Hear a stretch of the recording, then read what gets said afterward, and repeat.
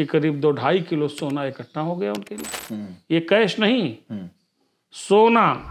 आप सोचिए, ज़्यादातर महकमों में जो अफसर घूसखोरी कर रहे हैं वो कैश कम ले रहे हैं, सोना ज़्यादा ले रहे हैं। बड़ी मछलियां तो घाघ की तरह बैठी हैं, कहाँ गए, उनका मुंह बड़ा है। योगी सरकार ने वित्तीय अनियमितताओं को देखते हुए अल्पसंख्यक कल्याण के एक ज्वाइंट डायरेक्टर को बर्खास्त कर दिया है और अपने भ्रष्टाचार और करप्शन को लेकर जीरो टॉलरेंस की नीति का परिचय दिया है। हेमंत तिवारी जी, इसे कैसे देखते हैं आप? देखिए, करप्शन पर जीरो टॉलरेंस होना चाहिए। और जब योगी सरकार आई थी साल 2017 में, तो इनके एजेंडे में यह विषय टॉप पर था। जनता ने इसको पसंद नहीं किया जी। बीच बीच में बहुत सी बर्खास्तगियाँ हुई अलग अलग विभागों में। इस तरह के केसेस में कितने लोगों को सेवा से च्युत कर दिया गया। लेकिन एक बात सबसे गंभीर ये है कि इस तरह के मामलों में उन्हीं लोगों को दंडित किया गया जो डिपार्टमेंट से जुड़े छोटे अफसरान थे। आप मुझे बता दीजिए कि पिछले 9 वर्षों में जब से ये सरकार है, दूसरी मर्तबा की सरकार है, कितने आईएएस और आईपीएस अफसरों को दंडित किया गया, कम से कम करप्शन के मामलों में। कौन ऐसा अफसर नहीं है छोटे से बड़ा जिसकी लखनऊ में बड़ी बड़ी कोठी ना हो, नोएडा में बड़ी बड़ी कोठी ना हो। कई अफसर तो ऐसे हैं जिनके होटल और बड़े बड़े व्यावसायिक प्रतिष्ठान बताए जाते हैं। जब यह बात जन सामान्य के बीच चर्चा में रहती है तो आखिर सत्ता शीर्ष तक ये सूचना क्यों नहीं होती, उस पर एक्शन क्यों नहीं होता? उत्तर प्रदेश शासन में कई ऐसे अफसर हैं जो निहायत ईमानदार हैं, जो कोशिश करते हैं कि जो विभाग वो देख रहे हैं वो भले बदनाम विभाग रहा हो, लेकिन वहाँ बेईमानी का स्तर कम हो, जो वर्षों से वहाँ करप्शन चल रहा है वो कम हो। लेकिन अभी भी ज़्यादातर विभाग ऐसे हैं जहाँ बड़े बड़े अफसरान खुद करप्शन को बढ़ावा देते हैं। अभी एक सामान्य सी बात बता रहा हूँ। उत्तर प्रदेश में राजस्व वसूली को लेकर के बड़ा योगदान देने वाला एक महत्वपूर्ण विभाग है, जिसको लेकर के आज नहीं वर्षों से ये बात कही जाती रही है कि यहाँ छोटे से लेकर बड़ा अफसर तक अमीर हो जाता है अपने सेवा काल के दौरान, क्योंकि बहुत बड़े पैमाने पर चोरी होती है और चोरी का बड़ा हिस्सा अफसरों को मिलता है। अभी करीब 1.5-2 साल पहले वहाँ एक सख्त और ईमानदार प्रिंसिपल सेक्रेटरी लगाए गए। उन्होंने ऐतिहासिक बदलाव की है। कर संग्रह एकदम से बढ़ने लगा। जो ट्रेडिशनल तरीके से चोरियां होती थी उस पर उन्होंने रोक लगाई। जगह जगह सीसीटीवी कैमरे लगवा दिए। सारे अफसरों को अलर्ट पर रख दिया। सारे डिस्ट्रिक्ट मजिस्ट्रेट्स को कहा कि हमारे विभाग के अफसर अगर कहीं दाएं बाएं करते हैं आप हमको सूचित कीजिए। अफसर परेशान हो गए। लेकिन अभी कुछ महीने पहले उनका विभाग उनसे वापस ले लिया गया। उसके बाद जो सबसे बड़ी खबर आई कि उनके मातहत जो अफसर थे, जो उन्हीं के कैडर के थे, जो तड़प रहे थे, परेशान थे उनके कार्यकाल में, उन्होंने त्यौहार के मौके पर विभाग के बहुत से अफसरों को संदेश कहवाया और कहा जाता है कि करीब 2-2.5 किलो सोना इकट्ठा हो गया उनके पास। सोना नगद नहीं, ये कैश नहीं, सोना। मतलब साल में 2 बड़े त्यौहार पड़ते हैं, उसमें से एक त्यौहार पर उन्होंने कहा कि भाई जो वसूला है लोगों ने उसको लाओ। तो उनके कारिंदों ने संदेश दिया और प्रति अफसर 100-100 ग्राम सोना वसूला गया। अच्छा, 2 से 2.5 किलो सोना आ गया। साहब अच्छे खासे ईमानदार बने बैठे हैं, 2.5 किलो सोना रख लिया। तो अब तो करप्शन के तरीके बदल गए हैं।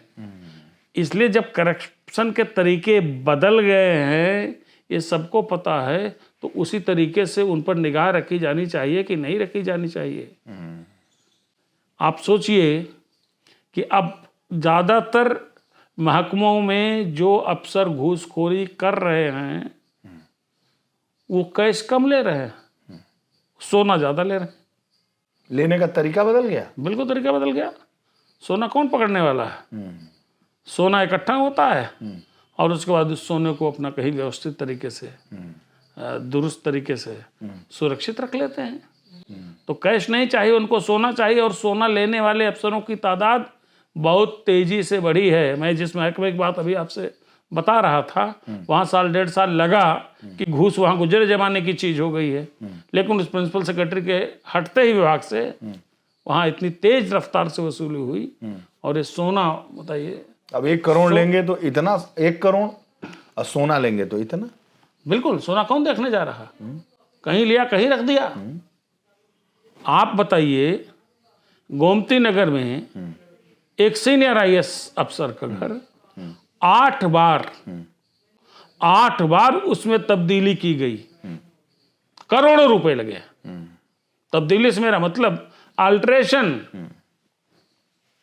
रिनोवेशन तो अलग चीज हो गई। अल्ट्रेशन, यहाँ ठीक नहीं लग रहा, यहाँ ये मार्बल लगना चाहिए, इसको तोड़ दो, बनाओ। 8 बार चेंज हुआ, छटनी कर दो। 4 साल में 8 बार मकान में अल्ट्रेशन हुआ। और साहब जो है बड़े स्तर के अधिकारी अभी भी हैं। अभी भी हैं? बिल्कुल हैं। ये अलग बात है कि कुछ कारणों से इस वक्त उनका महकमा जो है वो डाउन कर दिया गया है। लगातार अच्छे महकमे में अच्छी पोजीशन पर रहे। बता रहा हूँ 8 बार। कई साल रहे एक ही साथ? वो तो बहुत साल से लगातार अलग अलग जगहों पे रहे, बहुत अच्छी अच्छी जगहों पर रहे। और खाली सरकार में नहीं, सरकार के पहले भी बहुत अच्छी जगहों पर रहे। तो साहब इतना बड़ा बड़ा विलासितापूर्ण आलीशान भव्य बंगला 8 बार उसमें अल्ट्रेशन हो रहा है। विदेश की चीज़ें लाके उसमें लगाई जा रही हैं, इंटीरियर ऐसे जैसे फिल्मों के सेट में होते हैं। तो साहब ये सब कहाँ से आता है? आप उनकी पूरे सेवाकाल की तनख्वाह जोड़ लीजिए और उनका खाली एक मकान देख लीजिए। मकान तो एक मानगी भर है साहब। कितने उद्यमों में पैसा लगाया है, कहाँ कहाँ पैसा इन्वेस्ट किया है, ये तो सब जांच का विषय है। लेकिन दुर्भाग्य है कि हमारे देश में हैं, व्यवस्थाएं हैं, लेकिन उसका इस्तेमाल कहाँ होता है? इस तरह से एकदम ऑर्गेनाइज तरीके से करप्शन करके अकूत धन वसूलने वाले इन अफसरों को कौन एक्सपोज करता, कब करता? उत्तर प्रदेश में तो इतने कम उदाहरण हम देखने को हमको मिलते हैं। मध्य प्रदेश वगैरह कुछ घटनाएं कभी कभी आ जाती हैं कि फलाने अफसर के यहाँ छापा और इतने करोड़ की संपत्ति मिली, अफसर युगल के यहाँ छापा और इतनी अकूत संपत्ति मिली। इतनी संपत्ति इकट्ठा कुछ अफसर तो कर लेते हैं कि सरकार बदलने वाले की स्थिति में आ जाते हैं। तो यह गंभीर विषय है। केंद्र की सरकार और उत्तर प्रदेश की सरकार को इस पर ध्यान देना चाहिए। अब आप खाली एक बात देखिए, आज भी लोग कहते हैं योगी सरकार बहुत अच्छी चल रही है। योगी आदित्यनाथ के कार्यकाल में उनकी कार्यशैली पर कोई सवाल नहीं उठ रहा है। करप्शन के खिलाफ 0 टॉलरेंस उनकी नीति है। वो अमल कराने की कोशिश करते हैं, लेकिन उसके बावजूद अफसरशाही बेलगाम है, इसका आरोप सत्ता पक्ष से जुड़े तमाम विधायक लगाते हैं। अपोजिशन तो लगाता ही है। ऐसी स्थिति क्यों है? ये स्थिति गंभीर है, इस पर सोचना चाहिए केंद्र सरकार को भी, उत्तर प्रदेश सरकार को भी। 4 अफसरों की संपत्तियों की प्रॉपर तरीके से जांच हो जाए, आप देख लीजिए, डरने लगेंगे। और सबसे बड़ी चिंता की बात क्या है? IAS अफसरों की ईमानदारी एक बहुत बड़ा विषय होती थी, मिसाल दी जाती थी कि उत्तर प्रदेश के IAS अफसर कितने ईमानदार हैं। उसके बाद उत्तर प्रदेश के ही IAS अफसरों में सबसे भ्रष्ट कौन, इसकी भी तलाश की गई। बड़ा कई वर्ष तक ये विषय चलता रहा। उसमें कई नाम घोषित किए गए और उसमें से कई अफसर जो हैं वो अन्य कारणों से उनको पनिशमेंट भी मिला। लेकिन अब सबसे बड़ी चिंता की बात है कि जो नए अफसर आते हैं, जिनके बारे में 4, 8, 10 साल सोचना भी गुनाह हुआ करता था कि करप्शन कर सकते हैं, वो जाते ही CDO स्तर पर पहुंचते हैं, तभी से गिनती शुरू हो जाती है किस भाग से कितना पैसा आता है। खाली IAS अफसरों की बात नहीं है, IPS अफसरों में भी यह चीज़ पहले नहीं थी। ये मुझे लगता है कि संस्थागत तरीके से यह बुरी स्थिति बढ़ रही है। जो नितांत चिंता का विषय है। तो ये बड़े बड़े अधिकारी जो हैं, सोना का नया एक फार्मूला तलाश लिया इन लोगों ने। जी, अब मैं और लोगों को नहीं आरोपित कर सकता हूँ। घूस नहीं सोना लेते हैं अधिकारी। घूस नहीं, सोना लेते हैं। सोने वाला तरीका बड़ा आराम रहता है, सहूलियत वाला रहता है, और खाली एक विभाग नहीं, कई और विभाग हैं जहाँ ये तरीका अपनाया जा अच्छे रहा अच्छे पदों पे अभी बैठे हुए हैं। है। अरे साहब, जो अच्छे पदों पर बैठे होंगे तो वही तो कमाएंगे। नीचे वाले जनता से वसूलते हैं, नीचे वाले कॉमन आदमी से वसूलते हैं, और जो ऊपर बैठे हैं वो उन अफसरों से वसूलते हैं। यही तो तरीका है करप्शन का। तो जीरो टॉलरेंस है ना भ्रष्टाचार पे। देखिए अभी अधिकारी बर्खास्त हो गया। नहीं, अधिकारी बर्खास्त हुआ, खाली एक ही नहीं, कई अधिकारी बर्खास्त हुए हैं, लेकिन ये सब छोटी मछलियां हैं। छोटी मछलियां हैं, बड़ी मछलियां तो घाघ की तरह बैठी हैं। घाघ हैं, उनका मुंह बड़ा है, उनमें करप्शन के माल की ज्यादा खपत होती है, उन पर हाथ डालने की जरूरत है। यही तो कह रहा हूं। 1 2 3 4 अगर पकड़े गए तो साहब जो नीचे वाले हैं उनको भय लगेगा, तब उन पर रोक लग सकती है, तब जीरो टॉलरेंस को प्रॉपर्ली जमीनी स्तर पर एग्जीक्यूट किया जा सकता है। वरना तो कभी सोना, कभी हीरा, कभी बर्थडे के नाम पर, कभी गेट टुगेदर के नाम पर, कभी महीने की वसूली के नाम पर, इस तरह की चीज़ें चल रही हैं। कहाँ रुकी हैं? यही तो रोकने की ज़रूरत है। और अगर योगी आदित्यनाथ जैसे एक ईमानदार मुख्यमंत्री के कार्यकाल में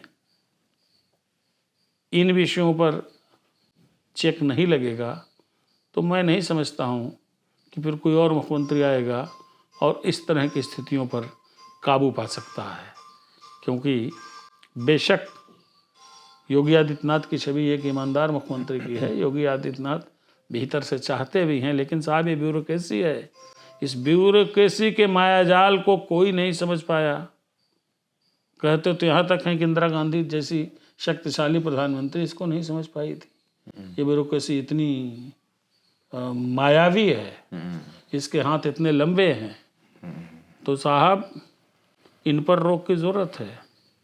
अभी एक विषय आया था, एक सीनियर IAS अफसर आए थे शिकंजे में, लेकिन वो मामला अदालत तक पहुंच करके शून्य पे गिर गया। मैं उस अफसर की बात नहीं कर रहा हूं, लेकिन ऐसे अफसर जो इस तरह की गतिविधियों में लिप्त हैं उन पर तो जरूर शिकंजा कसना चाहिए। एक आध महिला अफसर है जिनके बारे में बड़ी चर्चाएं आजकल चल रही हैं कि कमाऊ विभाग में तैनाती है, और वो विभाग तो सनातन से कमाऊ विभाग माना जाता रहा है। वहाँ भी सब धड़ल्ले से चल रहा है। सीएम साहब रोक नहीं लगा पा रहे। सीएम साहब की इच्छा शक्ति है, इच्छा भी है, लेकिन दिक्कत क्या है कि बहुत से अफसर ऐसे हैं जो अपने सुपीरियर अफसर से गवर्न होते हैं, जिनका वरदहस्त उनको प्राप्त होता है। तो इस पर हमको लगता है इसीलिए जो चूड़ियाँ हैं जो थोड़ी सी ढीली हैं ब्यूरोक्रेसी में, उनको कसने की ज़रूरत है। और मेरा मानना है कि योगी आदित्यनाथ जैसे मुख्यमंत्री इसको कर सकते हैं, जब करना चाहते हैं तो कर भी सकते हैं। लेकिन जिस तरह की खबरें आती हैं, जो दिख रहा है वो इसकी पुष्टि नहीं करता है। बस छोटी मछलियों पर शिकंजा है। अब आपने एक ज्वाइंट डायरेक्टर को बर्खास्त कर दिया, आपने एक डिप्टी कमिश्नर को बर्खास्त कर दिया, तो ये तो डिपार्टमेंटल ऑफिसर्स हैं। सही है, ये करप्शन की जो एक श्रृंखला बनी हुई है ये उसकी एक कड़ी है, लेकिन वो कड़ी का जो सिरा है जो इनको संरक्षण देता है, उस सिरे को तो दुरुस्त करने की ज़रूरत है ना। पेंच तो वहाँ कसने की ज़रूरत है। जब ऐसे 2-4 सिरे बर्खास्त किए जाएंगे, नौकरी से हटाए जाएंगे, दंडित किए जाएंगे, विजिलेंस की जांच उन पे होगी।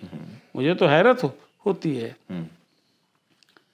कि एक दो नहीं, कई दर्जन ऐसे अफसर्स हैं जिनकी प्रत्यक्ष संपत्ति जो प्रत्यक्ष दिखती है वो इतनी ज्यादा है, उनके खिलाफ विजिलेंस की जांच क्यों नहीं दिखती है?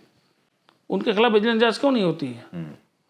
आप मुझे एक बार बता दीजिए, पिछले 15 वर्षों में उत्तर प्रदेश में विजिलेंस की जांच में कितने आईएएस अफसर आए? कितनों के खिलाफ सस्पेंशन की कार्रवाई हुई? कितने लोगों को नौकरी से बाहर किया गया? मैं 15 वर्ष नहीं 20 वर्ष के टाइम स्पैन की बात पूछ रहा हूं। आपको नहीं याद होगा, एक भी नाम नहीं याद होगा। अगर 500 में एक कोई हो भी गया तो उससे व्यवस्था की गड़बड़ी पर अंकुश नहीं लगने वाला है। जो वही छोटी मछली बड़ी मछली वाली बात हुई तो साहब, छोटी मछली को जाल में फांसने से कुछ नहीं होने वाला है। जो बड़ा बड़ा इतना इतना सोना इकट्ठा कर रहे हैं, जो बड़े बड़े उद्यम लगा रहे हैं, जिनका पैसा कॉर्पोरेट वर्ल्ड में इन्वेस्ट हो रहा है, उनको पकड़िए तो नीचे वाले अपने आप दुरुस्त नजर आएंगे।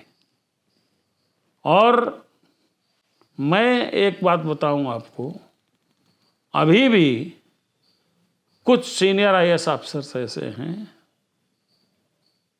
जिन्होंने प्रूव किया है पिछले कुछ वर्षों में कि अगर उनके हिसाब से उनका डिपार्टमेंट चले तो ये करप्शन लोग धीरे धीरे भूलना शुरू कर देंगे। तो इस तरह के और अफसर्स को उच्च तेजी के साथ लगाने की ज़रूरत है। मैं किसी एक अफसर्स का नाम न तो करप्शन में इंडिविजुअल लेना चाहूँगा और न ही जो करप्शन को ख़त्म करने के लिए कृत संकल्प हैं उनका भी नाम लेना चाहूँगा। दोनों प्रकार के अफसर यहीं उपलब्ध हैं उत्तर प्रदेश में ही, जो ब्यूरोक्रेसी का पूरे देश का सबसे बड़ा हब है। उत्तर प्रदेश देश में किसी भी राज्य के मुकाबले सबसे ज़्यादा ब्यूरोक्रेट्स उत्तर प्रदेश में पाए जाते हैं। जी, तो ज़रूरत है कि ऊपर सिरा। बिल्कुल बिल्कुल बिल्कुल।